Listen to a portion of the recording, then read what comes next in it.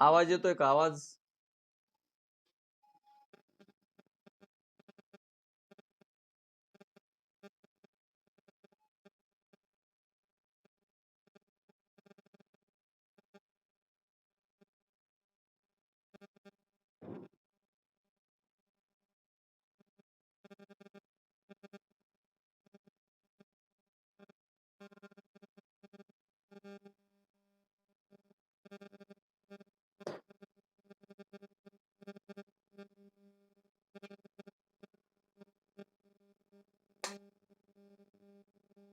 श्री कृष्ण भगवान की जय, सच्चिदानंद रोहिदास भगवान की जय, सब संतन की जय. आत्मरूप गणेशू केली स्मरण, होय सकळ विद्यांचे अधिकरण. तेची वंदू चरण श्री सद्गुरुचे ते नमस्कारुणे. आता गुरुर ब्रह्मा गुरुर विष्णू गुरुर्देव महेश्वरा, श्री गुरु साक्षात परब्रह्मे तस्मेन श्री गुरुरे नमः.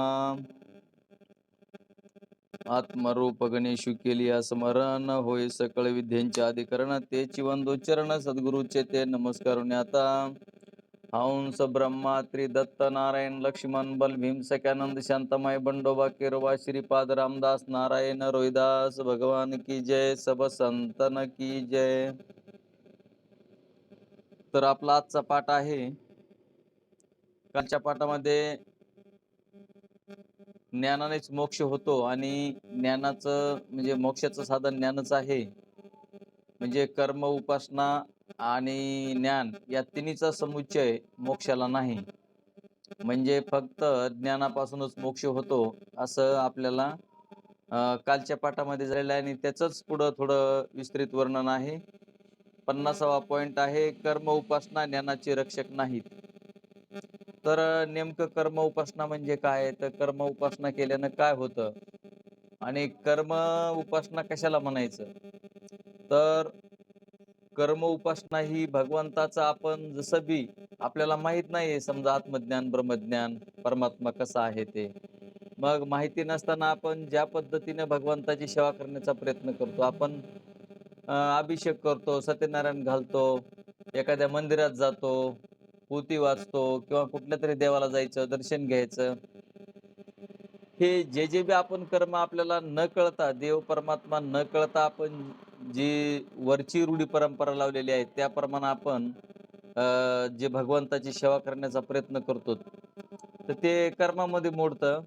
ते आपल्याला माहीतच नसतो देव कसा आहे ते. तर देव माहिती नसताना जी बी जशा प्रकारची पूजा केलेली असेल, तर अशा पद्धतीचं निष्काम कर्म करून त्या भगवंताची उपासना करून मग जर आपण ती उपासना केली, कर्म आणि उपासना केली, तर त्या कर्म उपासनेचं फल आहे फक्त अंतःकरण शुद्धी. पण अंतःकरण शुद्धी जर नाही झाली तर आपल्याला आपण अधिकाऱ्याची जे लक्षणं आहेत, आत्मनात्म विवेक, वैराग्य, समाधी षटक, मोक्ष इच्छा, हे जे आहे ते अधिकाऱ्याची लक्षणं आपल्यामध्ये निर्माण होत नाहीत. म्हणून आपण निष्काम भावनेनं, निष्कामतेनं आपण काय केलं पाहिजे, तर कर्म उपासना ज्यांची निष्काम कर्म उपासना झालेली आहे भगवंता प्रीत्यर्थ, म्हणजे देवाला काही न मागता त्याला निष्काम असं म्हणायचं. आणि तशी सेवा झाल्याच्या नंतर मग अंतःकरण शुद्धी होते आणि अंतःकरण शुद्धी झाल्याच्या नंतर मग सद्गुरू आपल्याला भेटतात. म्हणजे आपल्याच पुण्याईनं आपल्याला जो परमात्मा आहे, जग भरून उरलेला परमात्मा आहे, तोच परमात्मा सगुण रूपानं, संताच्या रूपानं तुम्हा आम्हाला भेट देतात आणि ते आपल्याला भेट देऊन आपल्याला जे राहिलेलं आवरण आहे, आपल्याला जे आवरण आलेलं असतं आपल्यावर, मग आता आपल्याला आवरण कशाचं आलेलं आहे, तर आपल्याला परमात्मा स्वरूप आपण असून सुद्धा, परमात्मा स्वरूप आपण असताना सुद्धा आपल्याला ते स्वरूप आपल्याला कळत नाही. म्हणजे आपलंच स्वरूप आहे ते, पण आपल्या ध्यानात येत नाही की आपण कोण आहोत म्हणून. आपण काय केलंय, आपण साधनालाच मी म्हणायला लागलो. आपल्याला हे देहरूपी साधन दिलेलं आहे आणि त्या साधनाला आपण काय म्हणालो, की हे साधन म्हणजेच मी असं म्हणायलो. ध्यानात घ्या, आपल्याला आपण काय केलंय, घर बांधलंय, पण जो सुज्ञ मनुष्य आहे तो हे घरच मी आहे असं कधी म्हणत नाही. कारण त्याला ज्ञान असतं, की घर वेगळं आणि मी वेगळा आहे म्हणून. पण आता हे घरापुरतं कळतं किंवा आपण एखादी कार घेतलेली आहे. त्या कार घेतलं तर कार म्हणजेच मी आहे असं कधी म्हणतो का मनुष्य? नाही म्हणत. कार म्हणजे मी असं म्हणत नाही. कारण ते कळतं ना आपल्याला, की कार म्हणजे मी नाही. पण कारमध्ये बसल्यावर मी कार एवढा आहे असं तरी वाटतं का? तसंही वाटत नाही. मग मी कार एवढा आहे असं वाटत नाही. मी घरा एवढा आहे असं वाटत नाही. घर वेगळं आहे असं आपल्याला कळतं. ती कार वेगळी आहे असं आपल्याला कळतं. तसं आपल्याला देहामधला आपण कुणीतरी वेगळा आहे हेच आपल्याला कळत नाही. आणि त्या देहामध्ये जसं कारमध्ये बसलेला मनुष्य वेगळा असतो, तसाच देहामध्ये बसलेले आपण आहोत जीवरूपानं, ते आपण वेगळे आहोत. मग आता ही कार आपल्याला कशाला दिली? तर साधन आहे ते. आपल्याला वापरायसाठी, व्यवहारासाठी साधन दिलं. त्या साधनाला आपण मी असं म्हणत नाहीत किंवा हे घर आपण काय साधन केलेलं आहे राहण्यासाठी. म्हणजे घर म्हणजे आपण आहेत असं म्हणत नाहीत. म्हणजे घरातले आपण वेगळे आहोत. तसं आपण देहरूपी घरातले आपण वेगळे आहोत. आता वेगळे आहोत म्हणजे कोण आहोत? तर आपण ज्ञानरूपच आहोत. आपला जो आभास आहे, त्या आभासालाच हे सर्व ज्ञान कळतंय माय-बापाहो, ध्यानात ठेवा. कारण आभास हा कोणाचा आहे? तर आत्म्याचा आभास आहे. आणि आत्म्याच्या आभासाला म्हणजे बघा जीवाची व्याख्या कशी सांगितलेली आहे. तर जीव म्हणजे आपल्याला आत्मा पाहिजे, अंतःकरण बुद्धी पाहिजे आणि बुद्धीमध्ये त्या आत्म्याचा आभास पाहिजे आणि त्यावेळेस जीव होत असतो. म्हणजे जीव व्हायचा असेल तर एकटा होत नाही. मुलाची प्राप्ती पाहिजे असेल तर आई पाहिजे, वडील पाहिजे आणि तिथून पुढे मुलाची उत्पत्ती असते. तसं इथं अंतःकरण पाहिजे, आत्मा पाहिजे आणि तिथून पुढं आभासरूपी जीव तयार होत असतो. तर अशा पद्धतीनं आपल्याला कुठल्याही बाहेरल्या गोष्टीचं ज्ञान सर्व परमात्म्यानं हे सर्व जगत मिथ्या निर्माण केलेलं आहे. आता जगत मिथ्या निर्माण केलेलं आहे आणि खायच्या वस्तू पण मिथ्याच निर्माण केलेल्या आहेत. म्हणजे व्यवहार आपला कसा चालला पाहिजे, मिथ्यानं मिथ्याची निवृत्ती करावी लागेल. आता आपल्याला भूक लागली आणि आपण जर म्हणले, की आम्हाला अशा असल्या भाकरी नकोत, आम्हाला सोन्या-चांदीच्या भाकरी करून द्या. आता सोन्या-चांदीच्या भाकरी आपल्याला खाता येतील का? आणि सोनं-चांदी खाऊन म्हणजे सोन्याचे तांदूळ खाता येतील का आपल्याला? तर आपली भूक जर भागवायची असेल, तर आपल्याला हे मिथ्याच तांदूळ लागतील. कारण देह मिथ्या आहे. मिथ्यानं मिथ्याची निवृत्ती करायची आणि सत्य परब्रह्माचं ज्ञान करून घ्यायचं आणि परब्रह्म म्हणजे आपलंच स्वरूप आहे. फक्त हे थोडं विचारानं यानं त्यानं ध्यानात घ्यावं लागतं. चला आता मी जर असंच बोलत राहिलो, तर आपला पाठ असणार आहे. तरी मी पाठातलंच घेतोय, पाठाच्या वेगळं नाही. तर कर्म उपासनेसाठी आता त्यांनी काय केलंय दृष्टांत दिलेलं आहे. ज्ञानाच्या रक्षणाकरिता ज्ञानवानास कर्म उपासनेची जरुरी नाही. ज्ञानाच्या रक्षणाकरता पाठीमागे वरी म्हणले होते, ज्ञानाच्या रक्षणाकरता ज्ञानवानास कर्म उपासनेची जरुरी असं म्हणले होते. परंतु म्हणले ज्ञानाच्या रक्षणाकरता कर्म उपासनेची गरज नाही. तर ती कशासाठी आहे? तर अंतःकरण शुद्धीसाठी आहे. कर्म उपासनेची गरज अंतःकरण शुद्धीसाठी असते. झाडाच्या दृष्टांताप्रमाणे पाणी हे झाडाच्या रक्षणाकरता निमित्त आहे. पाणी हे झाडाचं रक्षण करण्याकरता निमित्त आहे, त्याच्या फळाला हेतू नाही. आता काही झाडं फार मोठे-मोठे होतात, पण त्याला काही फळं येत नाहीत. म्हणजे त्याला पाणी दिलेलं नाही का? पाणी दिलंय, पण त्याला फळं येत नाहीत.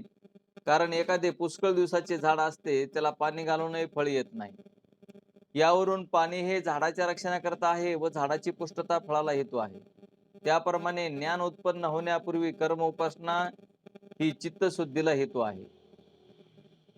बघा आता तुम्हाला आतापर्यंत जे सांगितलं तेच सांगायलेत ते, की बाबा काय करायचंय कर्म उपासना जर केली तर काय होतंय अंतःकरण शुद्धी होते म्हणजे चित्त शुद्ध होतं. ती मोक्षाला हेतू नाही. फक्त अंतःकरण शुद्धीला कर्म उपासना आहे.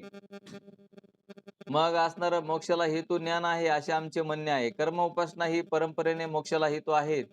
म्हणून कर्म उपासना आणि ज्ञान या सर्वांचीच आवश्यकता आहे. सिद्धांत मतामध्ये कर्म समुच्चय आहे म्हणजे मलविक्षेप दोष निवृत्तीकरिता कर्म उपासना. आता विक्षेप निवृत्त करायचा असेल तर कर्म उपासना, नंतर विवेक वैराग्य, त्यानंतर श्रवणमननाधिक, त्यानंतर ज्ञान, ज्ञानाने मोक्ष असा क्रम आहे. तर हे आपलं सगळं झालेलं आहे पाठीमागल्या पाठामध्ये. आणि तेच तेच आपल्याला पुन्हा पुन्हा दृढीकरण व्हावं, एवढाच साधू संतांचा ग्रंथांचा हेतू आहे, की आपल्याला ते उदबत्ती लाव की. तर आपल्याला दृढ अपरोक्ष ज्ञान व्हावं भगवंताचं. भगवंताचं ज्ञान दृढ अपरोक्ष व्हावं एवढाच हेतू साधू संतांचा आहे, ग्रंथाचा आहे. आणि आपण आत्मस्वरूप कसे आहोत, आपल्याला जन्म मरण कसं नाही, मग मरतं ते कोण, जन्म मरण कोणाला नाही, परमात्मा कोण आहे, आभास कोण आहे, साक्षी कोणाला म्हणायचं, परब्रह्म कोणाला म्हणायचं, हे सगळे उपाधी भेदाने नाव आहेत. आता वडील असो किंवा स्त्री, एक आई असो, तर आईच्या उपाधी भेदानं बघा, मुलांच्या उपाधीनं आई असते, शेजारच्या कोणी मुलं असतील त्यांच्या उपाधीनं काकी असते. म्हणजे एका स्त्रीला किती नावं पडतात, कोणी आत्या म्हणतंय, कोणी काकू म्हणतंय. असे म्हणजे वेगवेगळी जी नावं ठेवलेली आहेत ते फक्त उपाधी भेदानं आहेत. म्हणजे त्या ज्याची त्याची उपाधी लागली की नाव वेगळं येत असतं. तसं परमात्म्याला नाव म्हणजे ब्रह्म चैतन्य, आत्म चैतन्य, कुटस्थ चैतन्य, जीव चैतन्य, ही जी चैतन्याचे प्रकार आहेत, किंवा परमात्मा चैतन्य, परमान चैतन्य, प्रमेय चैतन्य वगैरे हे. तर ज्या ज्या गोष्टीची उपाधी लागली त्या त्या गोष्टीमुळे त्याला वेगळं नाव पडलेलं आहे. तर भगवान परमात्मा एकच आहे, त्या परमात्म्यापेक्षा दुसरं काही नाही या जगतामध्ये, आणि तेच आपलं स्वरूप आहे. तर आपण जन्म मरणाच्या पलीकडचे म्हणजे आपल्याला जन्म नाही आणि मरण नाही असं ते स्वरूप आहे, आणि तेच आपलं स्वरूप आहे. तर ध्यानात घ्या. मग त्यानंतर श्रवणमननाधिक, त्यानंतर ज्ञान, ज्ञानाने मोक्ष असा क्रम आहे. पूर्व पक्षीच्या मताने कर्म समुच्चय आहे, म्हणजे एकाच काली कर्म उपासना ज्ञान ही असतील तर मोक्ष होतो असे म्हणणे आहे. पण हे पूर्व पक्षीचे म्हणणे चुकीचे आहे. म्हणजे काय चुकीचं आहे? ते म्हणतात की मोक्ष होण्यासाठी कर्म उपासना ज्ञान तिन्हीची गरज आहे. पण इथं शास्त्र सिद्धांत किंवा व्यास महाराज, ज्ञानेश्वर माऊली, तुकाराम महाराज, एकनाथ महाराज, रोहिदास बाबा हे जी सांगतात आपल्याला, काय सांगतात, की फक्त ज्ञानानं मोक्ष आहे. कर्म उपासना ही फक्त चित्तशुद्धीला कारण आहे. पण चित्तशुद्धी जर नाही झाली तर आपल्याला अधिकाराचे लक्षण येत नाहीत आपल्याकडे. आत्मनात्मविवेक वैराग्य शमदशतक मोक्ष इच्छा हे येत नाही. आणि ते जर नाही आलं तर मग आपल्याला पुढं श्रवण मनन निदर्शन होत नाही. तर त्याच्यामुळं कर्म उपासना ही चित्तशुद्धीला उपयोगी आहे. तर ज्ञानानंच मोक्ष आहे आपल्याला, हे ध्यानात घ्या. तर मुमुक्षु पुरुषाने चित्तशुद्धी झाल्यानंतर श्रवण मननाधिकच करावी. मग आता मुमुक्षु पुरुषानं काय करावं म्हणतात? बाकीच्या कुटण्यात पडण्यापेक्षा, भानगडीत पडण्यापेक्षा, आता काय काय माणसं बघा, आम्ही 4 धामला गेलो, आम्ही ह्या धामला गेलो, आम्ही 10 धामला गेलो. काय कुठं जरी गेलं, तुम्ही किती जरी फिरला, त्रिवेणी संगमे नाना तीर्थे भ्रमे, चित्त नाही नामी तरी ते व्यर्थ. मग आता माऊली ज्ञानोबराय तसं म्हणले नसते. त्रिवेणी संगमे नाना तीर्थे भ्रमे, चित्त नाही नामी तरी ते व्यर्थ. जर आपण कुठं जरी फिरलो, कुठं जरी देशा दुनिया जरी गेलो, तर तीर्था धोंडा दगड पाणी देव रोकडा सज्जनी. तीर्थामध्ये जर आपण गेलो तर तुम्हाला आपल्याला दगड, धोंडे, गाव, माणसं जे आहे ते, कुत्रे, मांजरं, झाडं, झुडपं इथं आहे तेच तिथं आहे. म्हणजे आपण कुठं जरी फिरलो तरी आपल्याला काही देव पावन अशातला प्रकार नसतो. मग तुम्ही म्हणता, महाराज हे चिंतन केल्यावर तरी देव पावतो का? तर हे चिंतन केलं तरी देव पावायचा आणि न पावायचा, कारण त्याचं जे फल आहे, आता आपण काय मागतो याच्यावर अवलंबून आहे. देवाला जर आपण, देवा आम्हाला तूच पाहिजेस, तूच कळावा असं जर म्हणलो तर आपल्याला देव कळेल. पण आपण ते न मागता, आता लेकराले बघा, रात्री आता हे दिवाळी म्हणलं की त्यांना सगळंच पाहिजे असतंय. पण मग ते म्हणतात आम्हाला ते फटाके वगैरे आहे की नाही, फटाक्याची त्यांना आवश्यकता आहे असं वाटतं. आता मोठ्या माणसांना फटाक्याची आवश्यकता आहे असं वाटत नाही, पण त्यांना त्याची जरुरी आहे असं वाटतं. म्हणजे ज्याच्या त्याच्या जीवाला काय पाहिजे, मग त्या भगवान परमात्म्याकडून आपण काय मागणी करायला आपण त्या देवाला. आता देवाला जर खेळणं मागितलं तर त्या देवानं एवढं मोठं विश्व निर्माण करून ठेवलेलं आहे. तुम्हाला काय मागायचं ते मागा म्हणतो भगवान परमात्मा. पण जे मागतान तेच मिळेल माय बापा.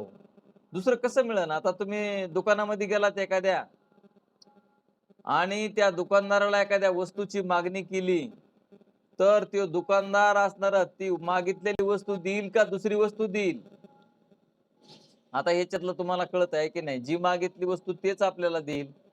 तसं भगवान परमात्माला कोणी बी गेलं त्याच्याकडं, की ₹1 उदबत्ती, ₹1 मेणबत्ती, ₹5 कापराची वडी आणि आम्हाला अब्जापती कर देवा. आता त्याच्याकडं अब्जापती करायचं सामर्थ्य आहे. कोणी कोणी म्हणतात आम्हाला इंद्र पदवी मिळावी. आता जे जे पाहिजे ते त्या परमात्म्याकडे आहे, पण परमात्मा अंतरला जातो. जसं की खेळण्या द्यावात लहान लेकराला आणि त्या खेळण्या घेतल्या की तुम्हाला सांगतो त्या खेळण्यामध्ये रममाण होतं. मग आई-वडिलांना काम जे काही समजा आई स्वयंपाक करते, काय करते तिला ते रिकामा टाईम भेटतो आणि लेकरू काय करतं त्या खेळण्याला घेऊन खेळत बसतं. तसंच माय-बापावर आपल्या पुढे खेळण्या फेकल्यात. लेकरं, बाळं, पती, पत्नी हे दिसणारे घर-दार, पैसा, अडका, धन, संपत्ती ह्या खेळण्या आहेत आणि त्या खेळण्या आपल्या पुढे टाकल्यात आणि त्या खेळण्यामध्ये आपण गुंग होऊन आपण राहतोय, तर ते ध्यानात घ्या, की आपल्याला आपलं स्वरूप अगोदर कळलं पाहिजे आणि मग ह्या खेळण्या असल्या तर काही बिघडत नाही. पण आपलं स्वरूपाचं ज्ञान आपण न कळून घेता जर आपण खेळण्याकडे लक्ष दिलं, तर मग मात्र काही बरं नाही. म्हणून भगवान परमात्म्याला देवा तुझं जे स्वरूप आहे ते आम्हाला कळू दे. म्हणून तुकाराम महाराज म्हणले, "देव पाह्या गेलो तिथे देवच होऊन ठेलो. अहंकार गेला आणि तुका म्हणे देव झाला." तर हेची दान देगा देवा आणि तुझा विसर न व्हावा. आमच्या महाराजांना फार प्रमाणात पाठ असते तुम्हाला सांगतो. आमचे गृहमंत्री जवळच असतात.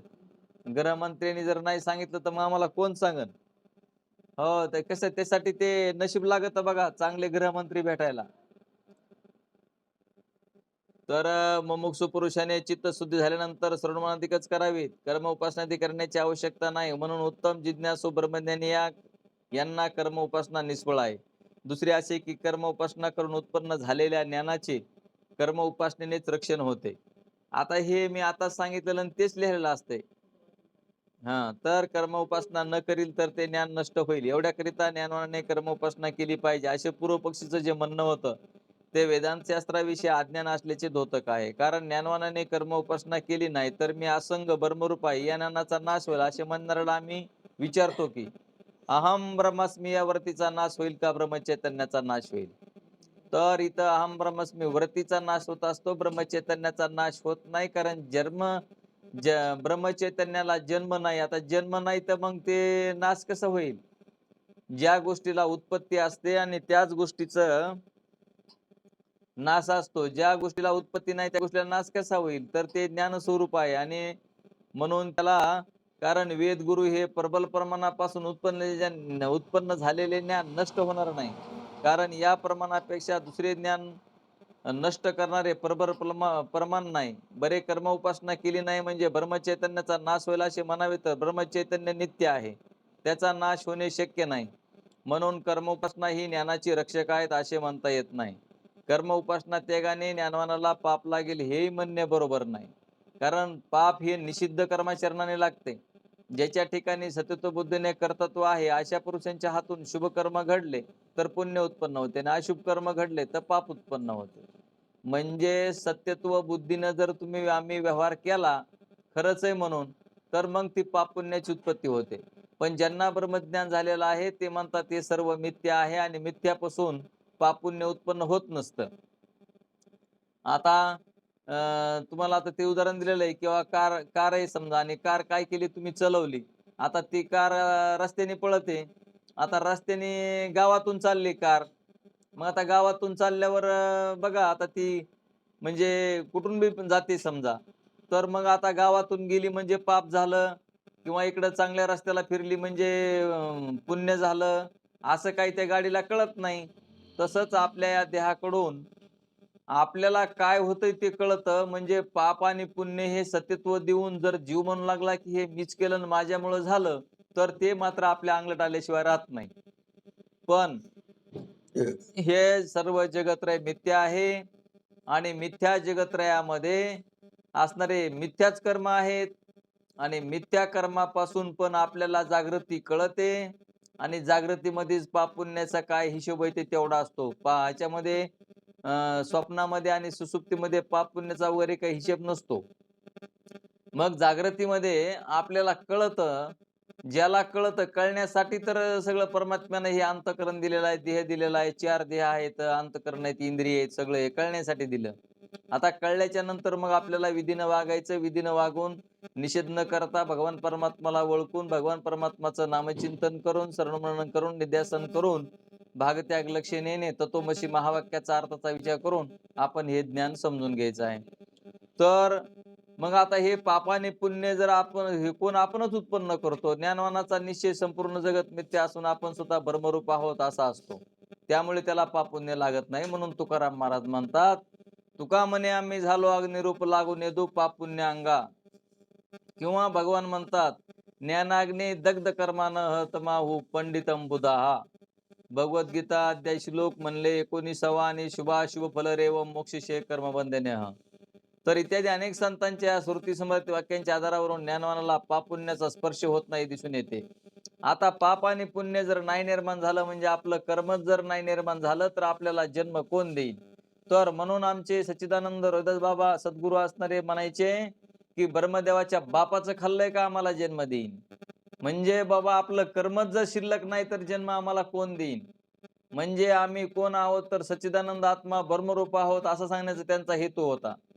पण त्यावेळेस ऐकताना पण आम्हाला नाही कळायचं बाबा काय म्हणतात ते. ब्रह्मदेवाच्या बापाचं खाल्लंय का आपल्याला जन्म देईन? आता ब्रह्मदेवाचा आपला बाप आहे तर मग त्याच्या आपण बापाचं नाही खाल्लं तर कुणाचं खाल्लं? पण त्यांच्या म्हणण्याचा अर्थ तसा नव्हता की असणारं हे कर्मच आपलं बनत नाही. कर्म नाही बनल्यावर आपल्याला कोण जन्म देईल? समजा आता गाडगं बनवायचंय आणि मातीच नाही. गाडगं बनवायचंय आणि मातीच नाही. तर मग किंवा माती आहे पण असणारा निमित्त कारण असणारा कोणी बनवणारा नाही. समजा कुंभार नाही. म्हणजे एक असलं आणि एक नसलं तरी चालत नाही. तसं असणार आपलं जर कर्मच शिल्लक नाही राहिलं, मग आपल्याला माहिती आहे संचित असणारं ज्ञानानं जातं. आत्मज्ञान झालं की संचित जळून जात असतं. प्रारब्ध भोगून सारावं लागतं आणि क्रियामान सुद्धा असणारं ज्ञानवानाचं निंदा द्वेष करणाऱ्याकडे जातं. म्हणून राग द्वेष करणाऱ्याकडे जातं आणि मग आपण मुक्त आहोत असं कळत असतं आपल्याला. मग हे ध्यानात घ्यायचं. या ठिकाणी ज्ञानवान शब्दाचा अर्थ ज्याला असंभावना आणि विपरीत भावना रहित यथार्थ दृढ ज्ञान झाले आहे हा आहे. म्हणजे ज्याला असंभावना आणि विपरीत भावना राहिलेल्या नाही, त्याच्या निघून गेलेल्या आहेत, शंका नाहीत, मी सच्चिदानंद आत्मा ब्रह्मरूप आहे असं दृढ अपरोक्ष ज्ञान ज्यांना झालेलं आहे, ज्यांना ज्यास दृढ ज्ञान असते त्यास एक इंचितही कर्तव्य राहत नाही. ज्यांना दृढ अपरोक्ष ज्ञान झालेलं आहे त्यांना एक इंचितही कर्तव्य राहत नाही. संशयादी रहित उत्पन्न झालेले दृढ ज्ञान त्या अविद्येचा नाश करून आपणही निवृत्त होते. ज्ञानवानाला आत्मस्वरूपाविषयी भ्रांती राहत नाही, कारण त्यांच्या भ्रांतीचा ज्ञानाने नाश झालेला असतो. म्हणून त्यांना अहम ब्रह्मास्मी या वरतीच्या आवृत्तीचाही काय उपयोग नाही. आता तुम्ही सांगा, जर तुम्हाला दृढ अपरोक्ष ज्ञान झालेलं असेल, मग तुम्ही दृष्टांत ध्यानात घ्या. आता आमच्या विक्रमदादाचं नाव विक्रम आहे हे त्यांना खात्रीशीर कळालं. मुक्ताबाई म्हणतात आमचं नाव कळालं मुक्ताय म्हणून. किंवा आमचे अश्रुबा महाराज निरडे त्यांना माहिती आहे माझं नाव अश्रुबाई म्हणून. आता आमच्या ताईचं नाव सांगलीच्या चिंगूताईचं असं ह्याच्यावर लिहिलंय. त्यांचं नाव काय मला माहित नाही. पण ते म्हणजे जसं आपलं नाव खात्रीशीर आपल्याला माहिती असतं, पण आपल्या आपल्या नावाचा आपण जप करतो का? मला असं वाटतं का प्रत्येक जण म्हणतो बाबा हे तर माझं नाव श्रीराम आहे, मी श्रीराम, मी श्रीराम, मी श्रीराम, मी श्रीराम असं म्हणतो का आपण? नाही. म्हणजे किंवा आपण चाललो रस्त्यानं, चालल्याच्या नंतर म्हणायचं मी मुक्त आले, मी मुक्त आले, मी मुक्त आले असं आपण म्हणतो का? नाही. कारण आपल्याला त्याचं ज्ञान आहे. आपल्याला खात्रीशीर माहिती आहे की आपल्याला आपलं नाव मुक्त आहे म्हणून. तसं एकदा जर परब्रह्माचं नाव माहीत झालं म्हणजे परब्रह्म स्वरूपच आपण आहोत. दृढ अपरोक्ष ज्ञान संशय रहित. आता संशय रहित म्हणजे असंभावना विपरीत भावना रहित दृढ अपरोक्ष ज्ञान. मी सच्चिदानंद आत्मा ब्रह्मरूप आहे. मग आता नावच नाही का मी ब्रह्मय म्हणल्यानं काय प्राप्ती होत असते का? मी ब्रह्मय असं म्हणल्यानं प्राप्ती होत नाही. त्याचं जे आपल्याला असंभावना विपरीत भावना निर्माण होत असतात महावाक्य दिल्याच्या नंतर, आणि ते संशय असंभावना विपरीत भावना काढून टाकाव्या लागतात. आणि आपलं जे स्वरूप आहे ते सिद्ध आहे. कारण ते स्वरूप कुठून आणलं नाही, गेलं नाही, आलो नाहीत, गेलं नाहीत, काहीच नाही. मग असणारं हे स्त्रीच्या मनामध्ये काय झालंय, तर मी स्त्री आहे अशी भावना निर्माण झाली आणि पुरुषामध्ये मी पुरुष आहे अशी भावना निर्माण झाली. पण हे स्त्री आणि पुरुष वगैरे काय असं नाही. का स्त्रीतल्या आत्म्याला आत्मी असं म्हणतात का? का पुरुषातल्या आत्म्याला आत्मा आणि स्त्रीच्या देहातल्याला आत्मी, आत्मी असं आहे का? नाही. तर प्रत्येकाच्या देहामध्ये आत्माच आहे आणि ते आत्माच ब्रह्मरूप आहे. एकच आहे, भेदच नाही. आता स्त्रीचं शरीर म्हणजे काय सोन्याचं बनविलं का? आणि पुरुषाचं वेगळं चांदी-बिंदीचं काय आहे का असं? नाही. तर हे हाडामासाचं सगळ्यांचं आहे आणि सगळ्यांच्या शरीरामध्ये हाडामासापासून बनवलेलं हे शरीर. मग आता आपण आहे का नाही, असे आता आमचे गोरे महाराज आहेत ना, ते म्हणजे कुंभार कुंभार काय करतात म्हणले, सगळे गाडगे बनवतात. आता गाडगे कशापासून बनवले? सगळे मातीपासूनच बनवले. आता मातीपासून बनवले, पण कोथळीच का म्हणायचं, डेराच का म्हणायचं, गाडगच का म्हणायचं, बिनगीच का म्हणायचं, वगैरे वगैरे. मग त्याच्या आकारानुसार आता ते कोथळी बनवली की त्याला म्हणायचं, ते कोथळी असते ते पाणी ठेवायला, रांजण बनवला पाणी टाकायला, छोटीशी एक घागर बनवली, बिनगी म्हणतात त्याला काहीतरी, म्हणजे माठ म्हणतात. मग हे कशामुळे नाव पडले, तर ते छोट्या मोठ्या आकारावरून उपाधीवरून नाव वेगवेगळे पडले. तसं स्त्री बनविली, पुरुष बनविला, 84 लक्ष योनी बनविल्या, सगळ्या जरी बनविल्या असल्या तरी हाडामासाच्याच बनवलेल्या आहेत. काहीच्यापेक्षा काही दुसरं नाही. का कुणाचं काही शरीर आहे का सोन्याचं? आणि सोन्याचं शरीर असतं तर मग ते बोललं नसतं. नाहीतरी आता बी सोन्याचे देव आहेत ते बोलत नाहीत. हो, तुम्ही बघा मोठे मोठे देव, पण आपल्याला सोन्याचे देव जास्त आवडत येतं. कारण रात्रीचं येऊन चोर घेऊन जातात. तर सोन्याचे देव केले, पितळाचे केले, चांदीचे केले, सगळे देव केले, पण देव काय बोलत नाहीत. आता हा स्वतःच देव स्वरूप आहे, पण स्वतःचं स्वरूप कळत नाही. म्हणून तर आपण मुक्त होत नाहीत. काय कारण नाही, फक्त हे श्रवण मनन निधिध्यासन तत्व पदार्थ शोधन जर केलं, नामचिंतन केलं, तर आपण परब्रह्म स्वरूप आहोत हे आपल्याला 100% खात्रीनं कळेल. याच्यामध्ये निसंशय आहे, कसल्याही प्रकारचा संशय नाही. तर म्हणून असणारं त्यांनी सांगितलं की अहम ब्रह्मास्मी या वृत्तीच्या आवृत्तीचा काय उपयोग नाही. मी ब्रह्म आहे, मी ब्रह्म आहे अशा तऱ्हेच्या आवृत्तीचा उपयोग नाही. कारण त्याची अविद्या व भ्रांती निवृत्त झालेली असतात. तर त्या ब्रह्मज्ञानाची अविद्या आणि भ्रांती काय झालेलं असतंय त्याला, तर अविद्या नसते आणि भ्रांती नसते, म्हणजे भ्रम नसतो. हे सर्वत्र काय आहे, व्यापक चैतन्य असं तुझ्या ध्यानात असतं. कारण या चैतन्य जर नसतं तर तुम्हाला जगतच भासलं नसतं, ध्यानात घ्या. चैतन्य नसतं तर हा देहच भासला नसता. आणि आपल्याला जर देहच आला नसता तर मग आपण कशानं अभ्यास केला असता, कशानं म्हणजे कळून घेतलं असतं. किंवा एखादा पुरुष एकटाच आहे, एखादा पुरुष एकटाच आहे, असं गृहीत धरा की या जगामध्ये एकच एकच पुरुष आहे समजा. आता एकच जर असला तर त्याला काय आनंद आहे, त्यानं कशासाठी म्हणेन, कशासाठी जगू, कशासाठी काय करू. आताच आपण ध्यानात घ्या, ज्यांना लेकरं बाळ नाहीत आणि ते म्हणतात आता आमच्याकडे लय गडगंज संपत्ती, आता आम्ही काय करावं. म्हणजे ध्यानात घ्या, एकट्याला आनंद वाटत नाही. आता एकट्यातच आनंद आहे, पण तेच कळून घ्यायचंय आपल्याला. मग ते त्यांनी काय केलंय, परमात्म्यानं हा सगळा ईश्वरी खेळ आहे त्याचा म्हणले. त्यांनी काय केलंय, 84 लक्ष योनी बनविल्या. त्यांना काही कळत नव्हतं म्हणून तर मनुष्य बनविला. आणि मनुष्य बनवून पुन्हा तितक्या पुरता त्यांनी हा मिथ्या व्यवहार, मिथ्या कार्य व्हावं आणि त्याच्यामध्ये सत्याची प्राप्ती म्हणजे प्राप्ताची प्राप्ती आहे हे कळून घेण्यासाठी साधू संतांनी हे आपल्याला आपल्या पुढे असा हे खेळ मांडलेला आहे. म्हणजे ईश्वराचा खेळ आहे म्हणायचे सच्चिदानंद रोदास बाबा. तर ध्यानात घ्या. मग आता कोणी असे म्हणेल की ज्ञानवानाने जीवनमुक्तीच्या सुखाच्या उपभोगार्थ वारंवार वेदांताचे चिंतन करून ब्रह्मकारावरती करून आनंदाचा उपभोग घ्यावा.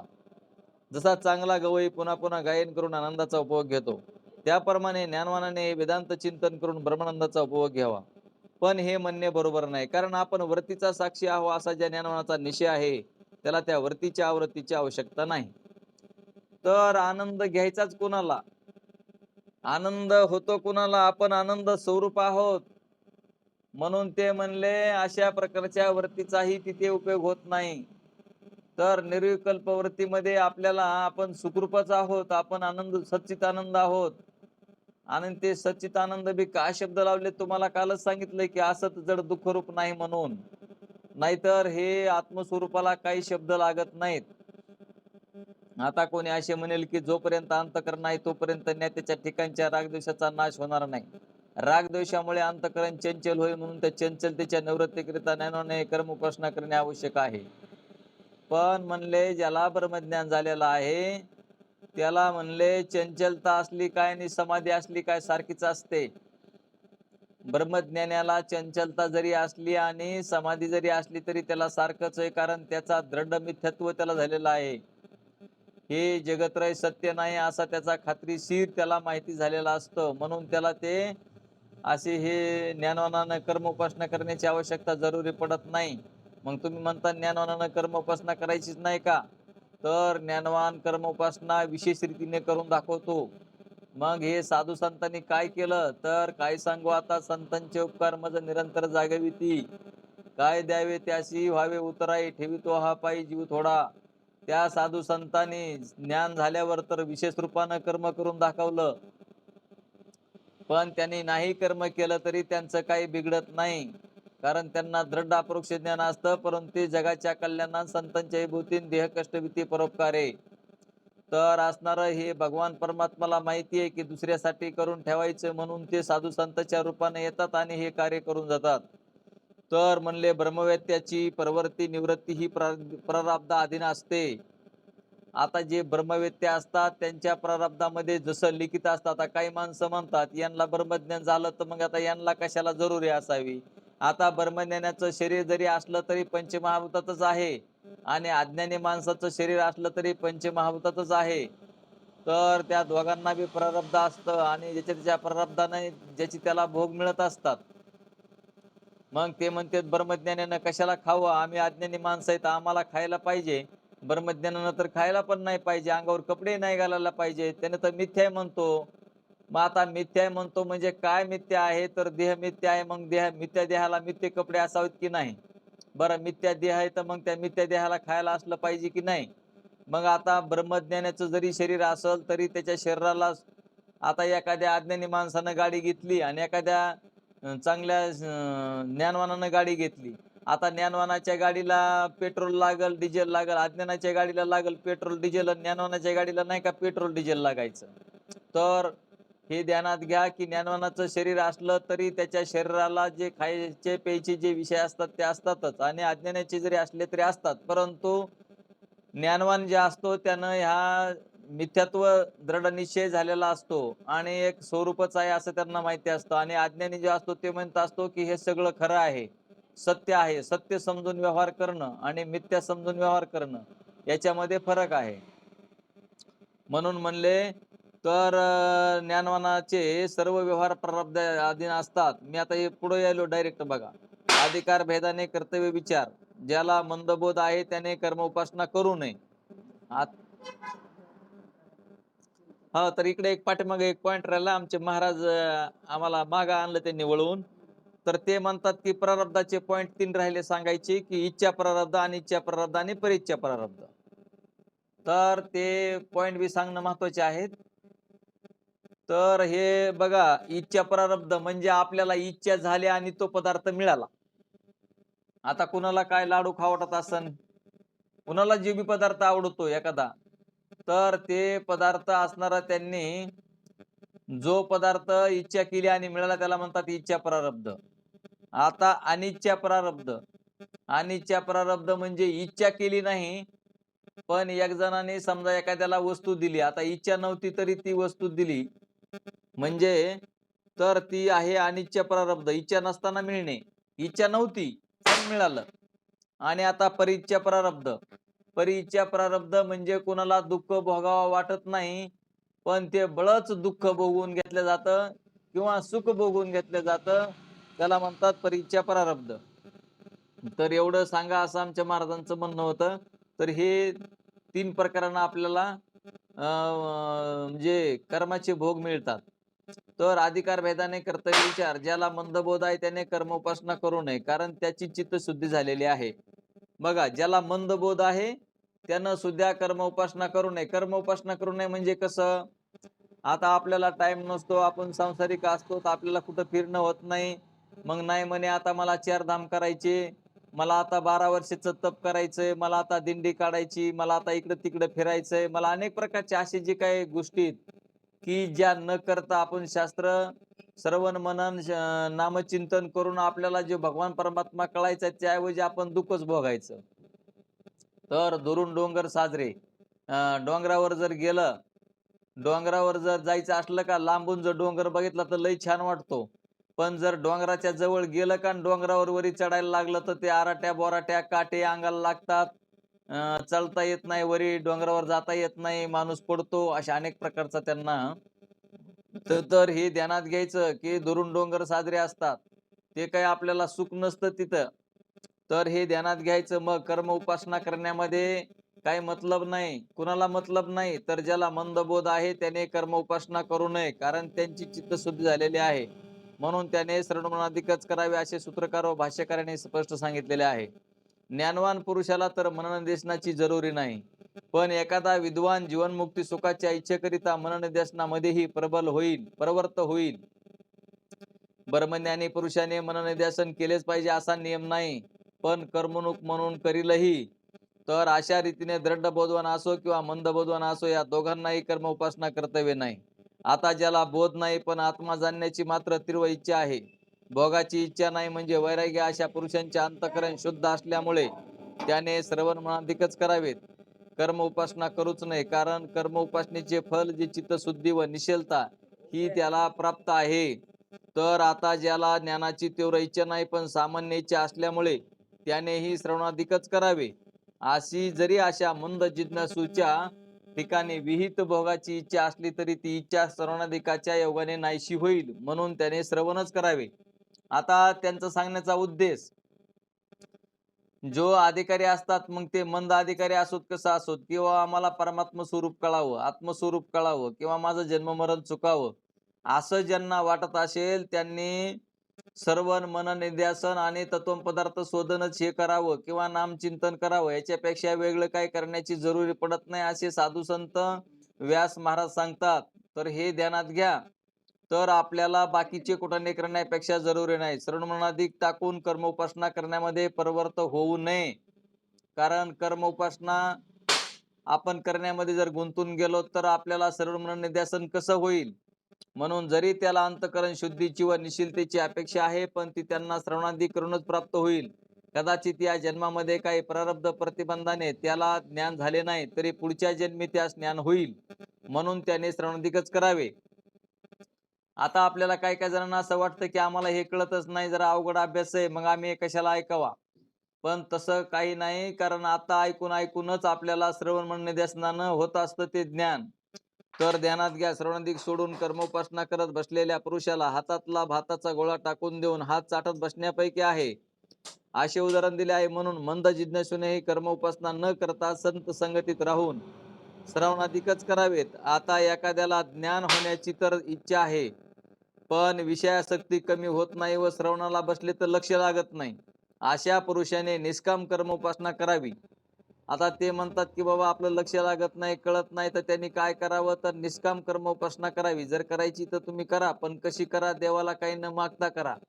आपण तुम्हाला मगवाच सांगितलं की 5 रुपयाची वडी देवाच्या पुढं, एक नारळ 20 रुपयाचं, आणि देवाला मागायचे कोटी रुपये, आहे का नाही? किंवा आपल्याला 100 एकर जमीन वगैरे असं काय आपण मागतो. समजा एखादा मागतो आम्हाला स्वर्ग मिळावा, आम्हाला पृथ्वीचं राज्य मिळावा. किती जरी मिळालं तरी ते इथंच राहणार आहे.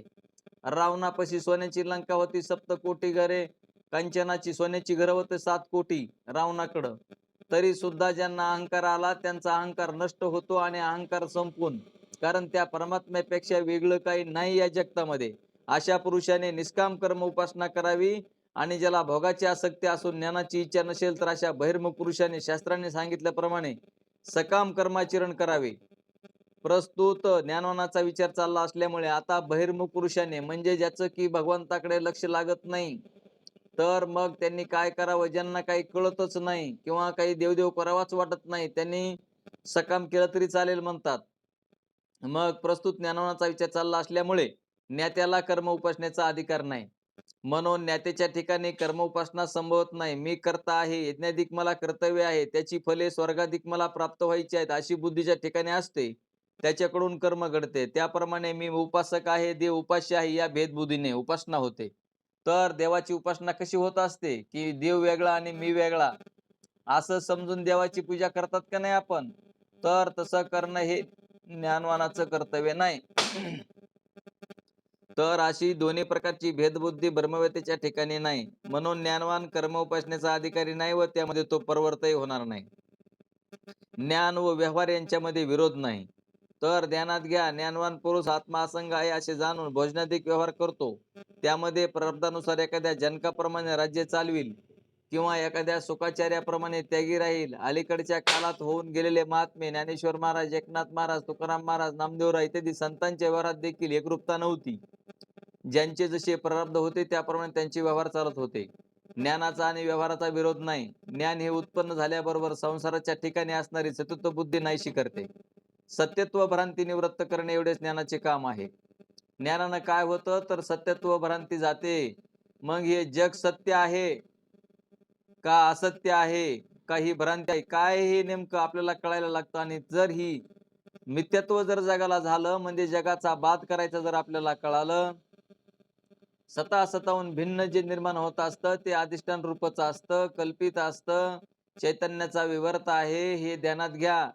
त्याच्यासाठीच आपण बार बार ते पाहतोय ग्रंथ विचारसागर. आपण बार बार का बघायचा पंचीकरण विचारसागर?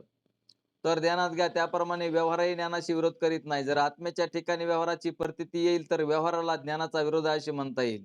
ब्रह्मज्ञानी पुरुषाला आत्म्याच्या ठिकाणी व्यवहाराची स्थित्व बुद्धीने प्रतीती येत नसून संपूर्ण व्यवहार प्रारब्धानुसार देहादिकाच्या ठिकाणी प्रतीत होतो. आत्म्याशी या व्यवहाराचा एकिंचितही संबंध नाही असा ज्ञात्याचा निश्चय असतो. म्हणून ज्ञात्याची परवर्ती ही निवृत्तीच असते. ज्ञानेश्वर महाराज म्हणतात, जैसे बहुरूपियाची रावराणी स्त्री पुरुष भाव नाही म्हणे, परी लोकसंपादनी तैशीची करीती. आता नाटकामध्ये म्हणले दोन पुरुष आहेत आणि दोन पुरुषानं काय केलं, स्त्रियाचे रूप घेतले. तर त्यांना वाटतं का आम्ही स्त्री आहेत म्हणून, पण ते नाटकामध्ये रूप घेतलेले असतात. त्या नाटकामध्ये तसंच ते नाटक करून दाखवत असतात. याप्रमाणे एखादा ब्रह्मवेत्ता पुरुष आज्ञेने लोकांना वळण लावण्याकरता कर्मोपासना करूनही दाखविल, पण त्या कर्मोपासना करण्यामुळेचा बोध नष्ट होईल असे नाही. मी करता आहे अशी सिद्धबुद्धी ठेवून कर्मोपासना करील तर ती ज्ञानाच्या विरोधी आहे. आत्मस्वरूपाविषयी झालेला दृढ असंगत्वाचा निश्चय कर्मोपासनेने नाहीसा होणार नाही. तुकाराम महाराज म्हणतात, जाणून नेणते करी माझे मन, तुझी प्रेम खून देऊन या.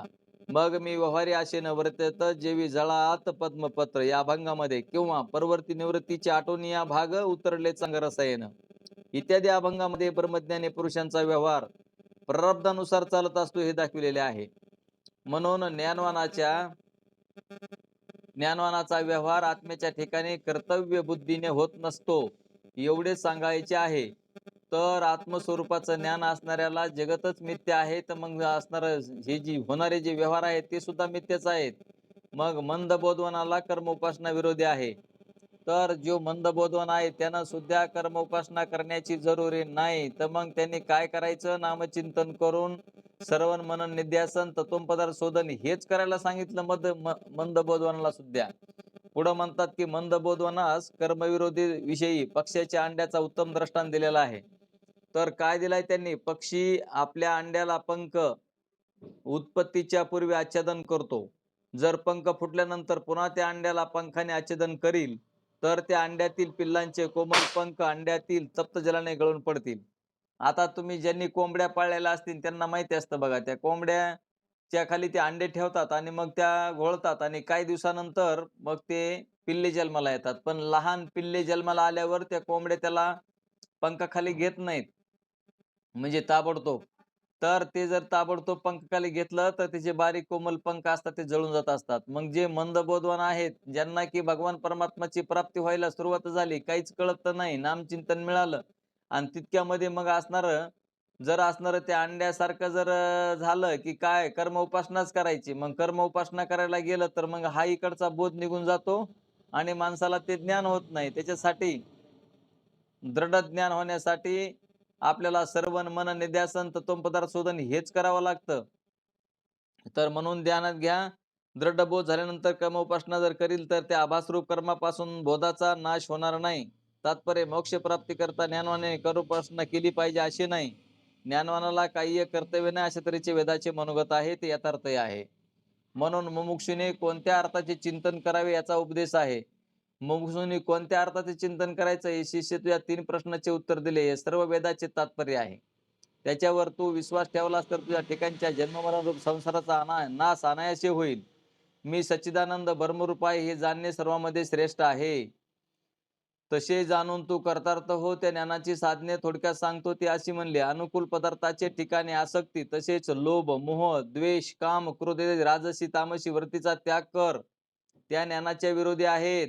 बघा हे ज्ञानाच्या विरोधी काय आहे तर अनुकूल पदार्थाच्या ठिकाणची आसक्ती, तसेच लोभ, मोह, द्वेष, काम, क्रोध इत्यादी राजसी व तामसी वृत्तीचा त्याग कर म्हणले, त्या ज्ञानाच्या विरोधी आहेत. म्हणून म्हणले मुक्ती मिच्छ सिचेतात विषयान विषय त्याज्य, या आचार्याच्या वचनाप्रमाणे विषयासक्तीचा त्याग करणे जिज्ञासूस अवश्य आहे. तर तुम्ही म्हणता महाराज आता आम्ही विषयाचा त्याग करण्याचा प्रयत्न करत आहोत, पण आपण कितीही प्रयत्न केला तरी त्या परमात्म्यानं आपल्यावर जर नाही कृपा केली तर आपल्याच्यानं त्याचा त्याग होत नसतो. तर तो भगवान परमात्माचा आपल्यावर कृपा करतो आणि मग विषयाचा त्याग होऊ शकतो आणि होतो. विवेक, वैराग्य, समाधी, षटक, मुमुक्षुता ही 4 साधने आहेत. विवेक असेल तर वैराग्य उत्पन्न होत असतं, म्हणून विवेक हा महत्वाचा आहे. त्या विवेकाचे स्वरूप तुला थोडक्यात सांगतो म्हणले. ज्याला पारावार म्हणजे आदी अंत आहे असा जो संसार, त्याचे वारंवार मर्गजलाप्रमाणे मिथ्यात्व चिंतन कर व अपारावार म्हणजे आदी अंत नाही असा जो आत्मा तो सत्य आहे. ज्याप्रमाणे गारुडाचा खेळ पाहत असता बाप मुलाला सांगतो की गारुडाने केलेले आंब्याचे झाड, त्याला आलेले आंबे हे सर्व मिथ्या आहेत, तो गारुडे मात्र सत्य आहे. त्याप्रमाणे शिष्य दिसणारे जगत मिथ्या असून अधिष्ठान जो आत्मा तो सत्य आहे असे समज. श्रवण मननाधिकाच्या द्वारा ज्ञान संपादन करून अज्ञानाचा नाश कर. ज्ञानाचे स्वरूप इतर शास्त्रकारांनी वेगवेगळे सांगितलेले आहे, पण ते चुकीचे आहे. म्हणून मी आता तुला या महावाक्यानुसार ज्ञानाचे स्वरूप सांगतो. जीव आणि ईश्वर यांच्यामध्ये जो भेद प्रतीत राहतो तो अविद्या व माया यांच्यामुळे येतो.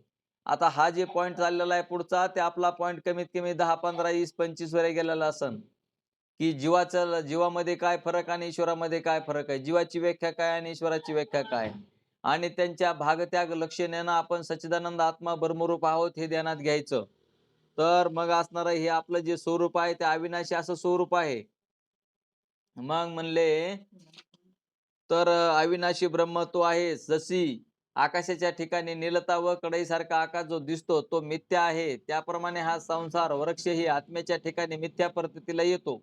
संसाराला वृक्षाचे रूपक भगवद्गीतेच्या 15व्या अध्यायामध्ये श्रुती समृती ग्रंथामध्ये दिलेले आहे. आता मोक्षाचे साधन जे ज्ञान, त्याचे दुसऱ्या रीतीने रूपकाने वर्णन करून सांगतो म्हणले.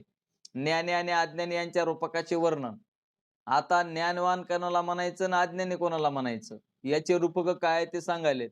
असे समज की बंध आणि मोक्ष 2 घरे आहेत. बघा, एका घराला बंध नाव दिलेलं आणि एका घराला मोक्ष नाव दिलेलं.